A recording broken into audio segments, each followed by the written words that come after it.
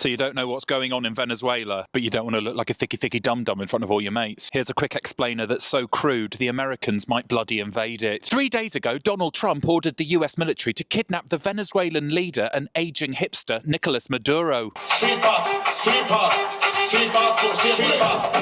That was him making fun of how Donald dances, which apparently genuinely influenced Trump's decision to break international law and launch an attack on a foreign country. Yes, that is where we are. Now, the US is trying to say that the kidnapping of Nicolas Maduro wasn't illegal because they were doing it in self-defense, because Nicolas Maduro is a narco-terrorist who's been using tiny boats in the Caribbean to transport drugs to America that has killed hundreds of thousands of Americans and created destabilizing violence throughout our hemisphere. The only problem with that explanation was that Donald Trump literally just pardoned the former president of Honduras, who was serving 45-year federal prison sentence after being convicted on drugs and weapons smuggling charges just last year. So the Americans had to come up with another reason why they just basically invaded another country. That other reason was the fact that Nicolas Maduro was an authoritarian dictator who's been making the lives of his citizens a misery, which is true. Here's haunted forehead Marco Rubio spelling that out. The number one person on the list was the guy who claimed to be the president of the country that he was not. Imagine claiming to be the president of the country you're not. If you count the legal votes,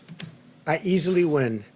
If you count the illegal votes, they can try to steal the election from us. But hang on, if America attacked Venezuela because they wanted to topple a dictatorship, then surely they'd allow the Venezuelan opposition leader and winner of the Nobel Peace Prize, Maria Corina Machado, to return to the country because she wants free and fair elections. Oh, I think it would be very tough for her to be the leader. She doesn't have the support within or the respect within the country. She's a very nice woman, but she doesn't have the respect. Oh, right. So who is leading Venezuela now? That'll be Nicolas Maduro's vice president, Darcy Rodriguez, Todos los sectores políticos de Venezuela, who Trump has said will face a fate worse than Maduro unless she does exactly what the US tells her to do. Oh, right. So if this isn't about stopping naughty sweeties getting into the US or freeing Venezuela from tyranny, then what the fuck is it about? You cannot continue to have the largest energy reserves in the world under the control of adversaries of the United States. Of course, it's about oil, which is why Donald Trump met with a bunch of oil executives yesterday who represent 3 companies who donated $445 million to Trump's campaign. I wonder why. Because they'll now get to control the largest oil reserves in the world. And by the way, if you think that Trump's going to stop at Venezuela, you can think again. Here's the haunted forehead again, talking about how Cuba might be next. Cuba is a disaster. It's run by incompetent,